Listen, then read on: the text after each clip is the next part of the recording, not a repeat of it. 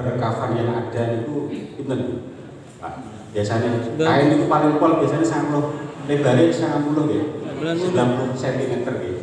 Nah, padahal yang dikendaki oleh agama bahwa kafan itu satu kafan itu tak butuh amal jasa.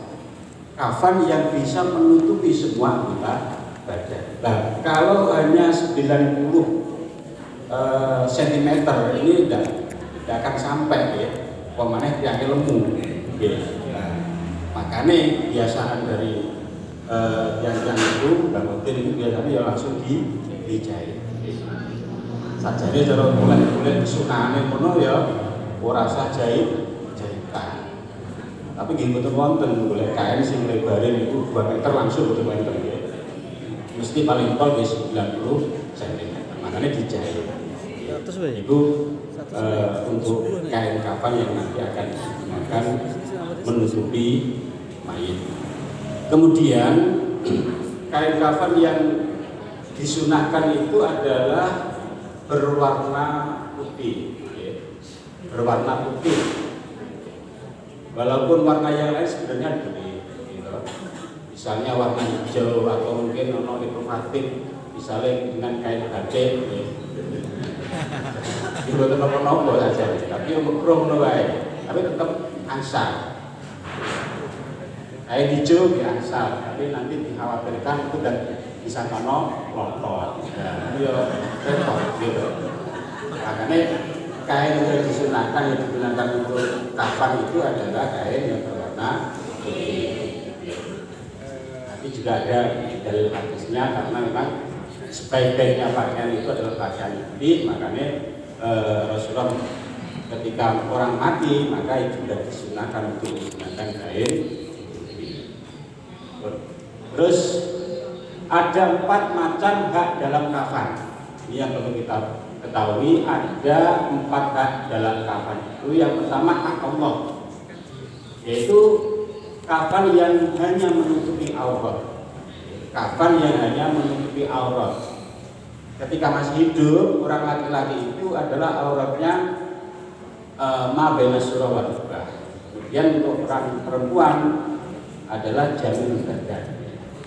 Maka hak Allah ini minimal ya harus terpenuhi akalul kafan. Itu yang pertama hak Allah. Terus yang kedua hak mayit, yaitu lembar kain yang bisa menutupi semua anggota tubuh mayit. Menurut Ibnu Hajar boleh dibubuhkan jika ada wasiat. Nah ini di dalam kitab Tausyah itu diterangkan wa'akul kafani saubun wahid. Minimal kafan itu adalah satu lembar kain yang bisa menutupi yasturu aurat al-mayit alam asoh. Menurut kaul yang asoh, yaitu yang berpendapat adalah Ibnu Hajar, itu adalah ma yasturul aurat. Artinya kalau wayah talifu dukuratal mayit wa unu satan. Makanya sesuai dengan tingkatan apa jenis kelaminnya mayit itu laki-laki atau perempuan. Kalau laki-laki ya berarti abu kurot ma baina surah wa rukbah wal ulusah, yaitu jamin badan. Ini ya khilafiyah yang ada di dalam masalah kafan akol kafan. Artinya menurut Ibnu Hajar bahwa kafan itu cukup minimal, misalnya kok belas dari bondo ya. Nah itu ma yasturul aurat ya, nah lanang itu ma bena surah rukbah tok teman-teman. Itu menurut Ibnu Hajar. Tapi beda lagi pendapatnya Ibnu Romli, tidak boleh, harus dari badan ya. Tapi biasanya yang istilah ini dipilih ya pendapatnya Ibnu Hajar.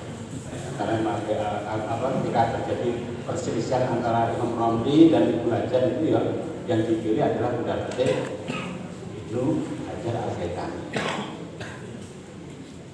Terus yang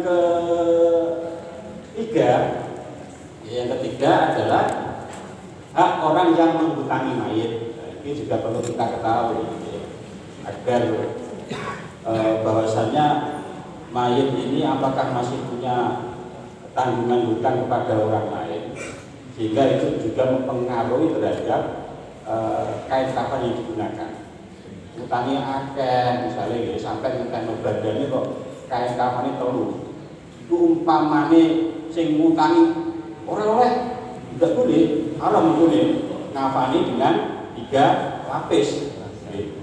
Karena misalnya sing ngutangi kuwi ora trimo. Makanya harus tahu bahwasanya ada di situ di dalam kafan itu ada hak orang yang menghutangi mayit. Ada hak dari orang yang menghutangi mayit, yaitu lapis kedua dan lapis ketiga. Jadi ini ketika lapis kedua, lapis ketiga ini kok mayit itu ada sangkut paut hutang piutang yang bisa menghabiskan peninggalan mayit, maka tidak boleh harus dikafan 3 kecuali seizin atau meminta persetujuan dari orang yang berhutang. Nah itu. Kemudian yang keempat ya, yaitu haknya ahli waris, yaitu kafan yang melebihi 3 lapis. Bagi ahli waris boleh menggugurkan.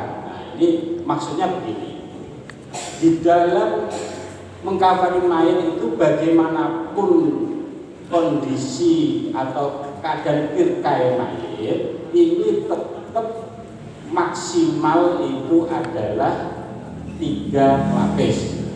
Oke, maksimal adalah 3 lapis.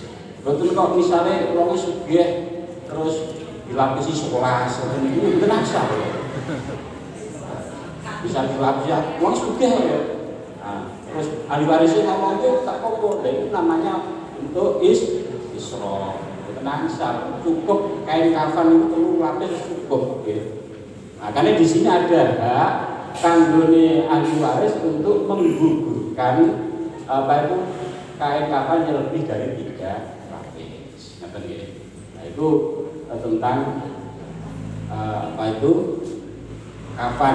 Paling sedikit mengkafani adalah 1 lapis yang menutupi semua aurat.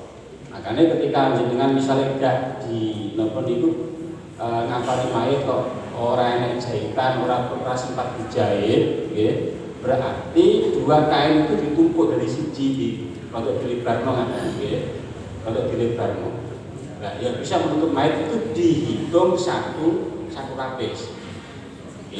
Misalnya kalau dereng sempat jahit, jadi rong kain itu ditumpuk untuk dilebarno, gitu. Sekiranya nopon itu agak lebar dan bisa menjangkau semua tubuh mayit, maka itu dikatakan 1 lapis. Betul kok krono kainnya loro terus dikatakan 2 lapis betul.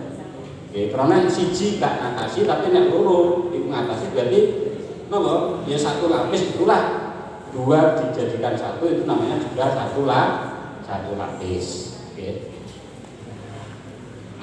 Kemudian ya untuk afdolnya itu 3 lapis. Untuk laki-laki itu 3 lapis. Bisa jadi sing sunah itu adalah kainnya sama, artinya lebar panjangnya sama, lebar dan panjangnya sama. Tapi kok misalnya ada yang lebar, ada yang tidak pakai lebar,